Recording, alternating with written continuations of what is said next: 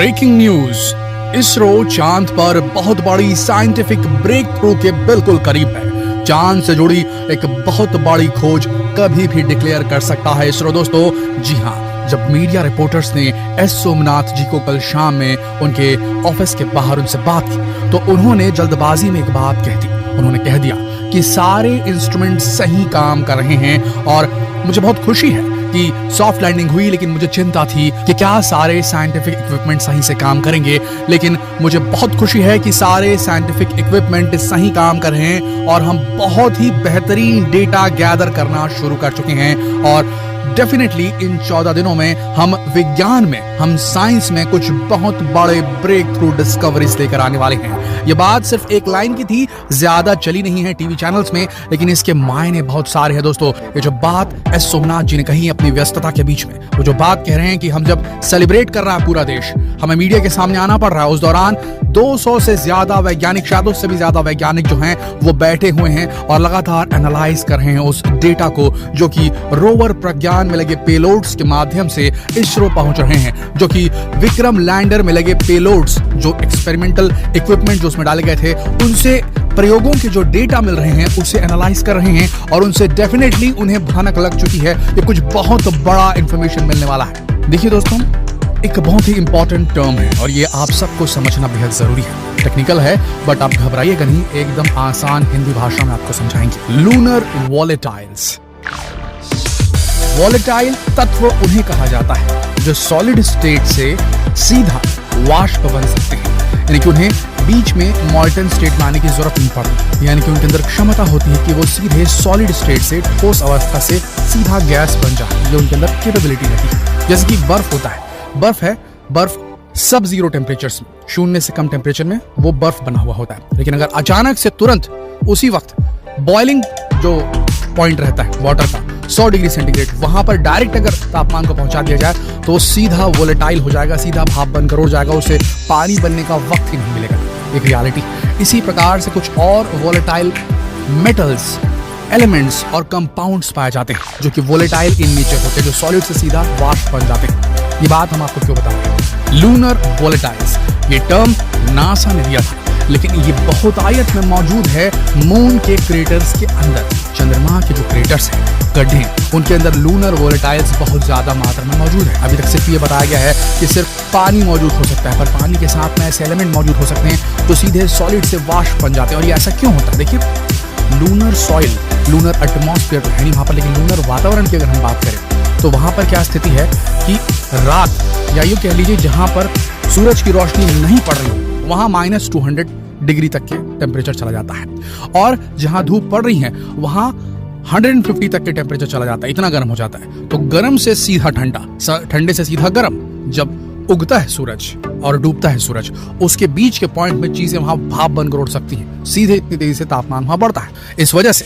कई सारे एलिमेंट वहां पर जो सतह पे मौजूद होंगे वो भाप बनकर ऊपर उड़ करके एस्केप कर गए होंगे, लेकिन जो परमानेंटली शैडोड रीजन है वहां अभी भी बहुतायत में ऐसे लूनर वोलेटाइल्स की प्रेजेंस होगी, ये कंफर्म है। और आपको बता दें दोस्तों, जो एस्टेरॉइड्स और मीटियोराइट्स जाकर के टकराते हैं चंद्रमा की सतह, बड़े बड़े मीटियोराइट्स, बड़े बड़े एस्टेरॉइड्स, वो चंद्रमा की सतह के क्रस्ट को गलाकर जब वो टक्कर करते हैं, उससे वो जो ऊपर की लेयर रहती है वो गल जाती हुई टक्कर से काफी हीट पैदा होती है और वो गलाकर काफी गहरे चले जाते हैं, डीप। ये खासकर उन इलाकों में होता है जहां पर सूरज कभी सर के ऊपर नहीं चढ़ पाता है, इनके पोलर रीजन्स, जो ध्रुवीय क्षेत्र है। आप अगर गोले को देखें, मून के जो टॉप और बॉटम का इलाका है, यहाँ पर जो सूरज की रोशनी एंगल पर पड़ती है वो ऊपर से नहीं चमकता सूरज उनके सर के ऊपर से, तो इस वजह से वहां पर जो गहरे इलाके हैं वहां तक सूरज की रोशनी नहीं पहुंचती। तो जो डेटा है, जो मटेरियल्स, वो सारा कुछ क्रस्ट के अंदर होता हुआ उनके मेंटल तक घुस गया है एस्टेरॉइड के इम्पैक्ट से। और जो एस्टेरॉइड लेकर के आए थे आज से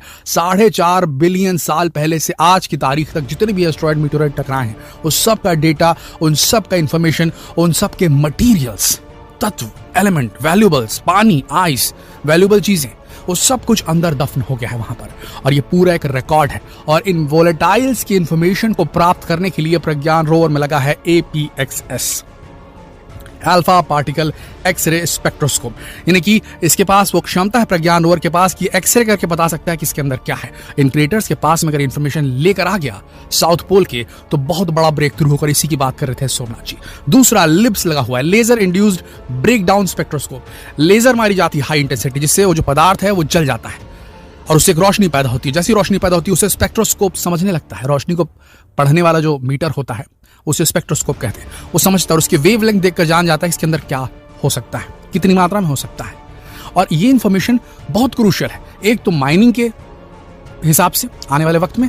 दूसरी चीज आपको बता दें, इन लूनर वोलेटाइल्स में जो कि क्रेटर्स के अंदर मौजूद है उसमें दफन है राज धरती पर जीवन की उत्पत्ति का।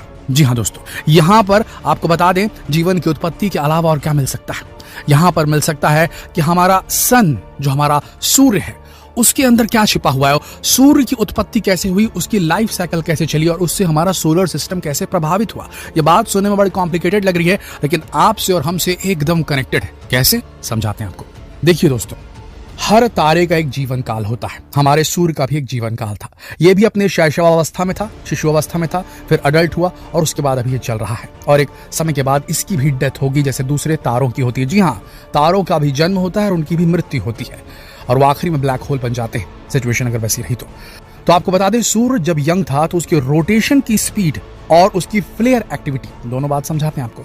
जैसे धरती अपनी धुरी पर गोल घूमती है, चंद्रमा अपनी धुरी पर गोल घूमता है, ठीक उसी तरीके से सूर्य भी मूवमेंट करता था अपनी धुरी पर। और साथ ही साथ में उसके मूवमेंट की वजह से जो उसके अंदर फ्लेयर एक्टिविटी, आप अगर क्लोजअप में देखेंगे, टेलीस्कोप के माध्यम से दिखाया जाएगा अगर आपको, तो सूरज के ऊपर बड़ी बड़ी लहरें उठती रहती हैं।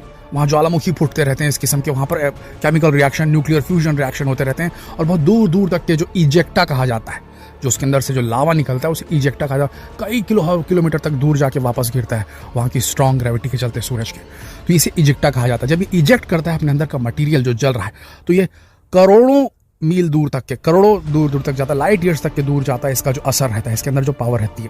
तो जब ये यंग था और तेज गति से घूमता था, तो इसकी वजह से हमारे सोलर सिस्टम में मौजूद कई ऐसे ग्रह थे जिनके एटमॉस्फेयर्स इसने छीन लिए।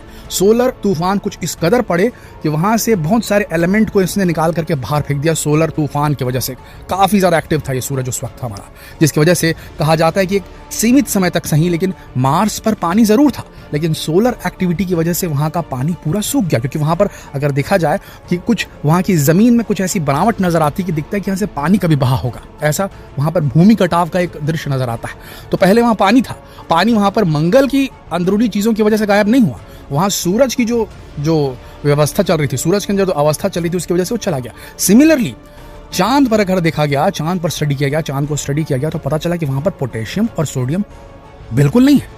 धरती पर जितना पोटेशियम सोडियम है उसके मुकाबले चंद्रमा पर पोटेशियम सोडियम है ही नहीं, कंपैरिजन बेहद कम है। ऐसा कैसे हुआ? जब ये बोला जाता है, जो उत्पत्ति का जो बताया जाता है कि एक थ्योरी जो है उत्पत्ति की, कि एक मंगल के साइज का ग्रह आ करके धरती से टकराया था, उसके बाद वो मंगल के साइज का ग्रह और धरती से टकराने के बाद धरती का जो एक हिस्सा टूट कर बाहर निकला, तो वो दोनों मिल करके चंद्रमा बन गए थे। तो भाई चंद्रमा का जो कंपोजिशन है वो धरती की तरह ही होना चाहिए, धरती से अलग नहीं होना चाहिए। लेकिन वहां पर जब स्टडी की जाती है तो वहां पर पोटेशियम और सोडियम मौजूद नहीं है, बेहद कम मात्रा में। ऐसा क्यों? तो पता चला कि सूरज की एक्टिविटी की वजह से उसमें से पोटेशियम सोडियम जो है निकल के बाहर फेंकाते हैं, और उन्हीं एक्टिविटीज की वजह से कुछ ऐसा संयोग बना, कोइंसिडेंस बना कि धरती पर जो वातावरण था वो बदला।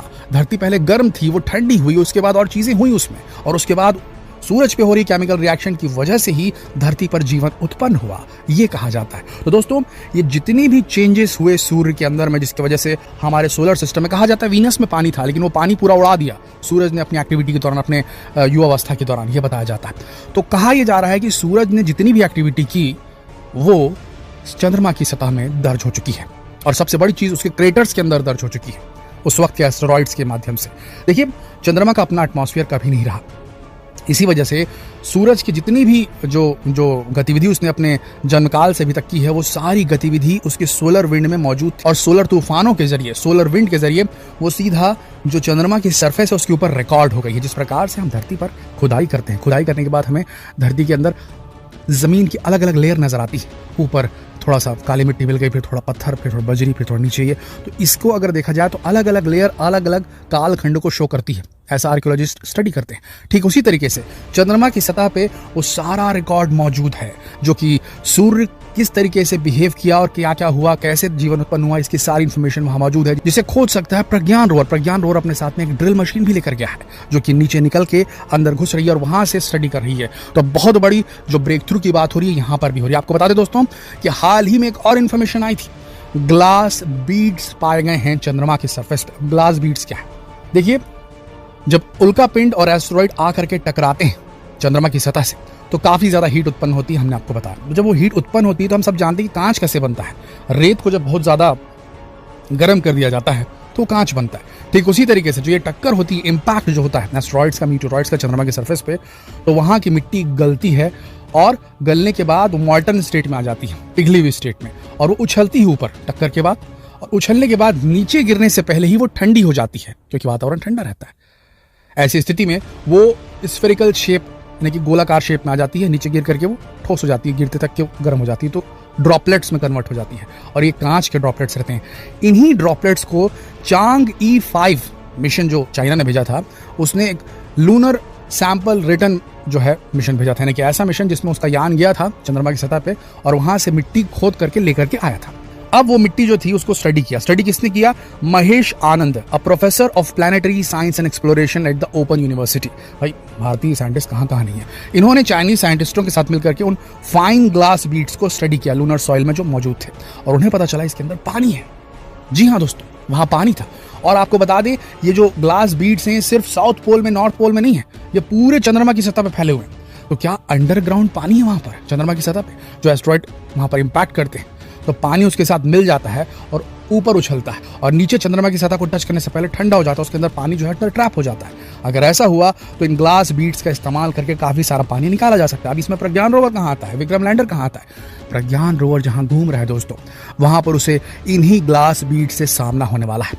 और इन ग्लास बीड्स के ऊपर में जब वो अपना लिब्स मारेगा, लेजर इंड्यूस ब्रेकडाउन स्पेक्ट्रोस्कोप, तो उसे डेफिनेटली उसके अंदर क्या मौजूद है, हाइड्रोक्सिल मौजूद है कि H2O मौजूद है, वो तुरंत उसे पता चलेगा और ये साइंटिफिक ब्रेक थ्रू फिर से एक बार इसरो कर सकता है। दोस्तों, बहुत सारी ऐसी चीजें हैं जो कि हमारे सामने आती जा रही हैं और आने वाले वक्त में हमें ऐसा महसूस होता है कि बहुत जल्द इसरो कोई बड़ी साइंटिफिक ब्रेक थ्रू दुनिया के सामने लेकर आने वाला है।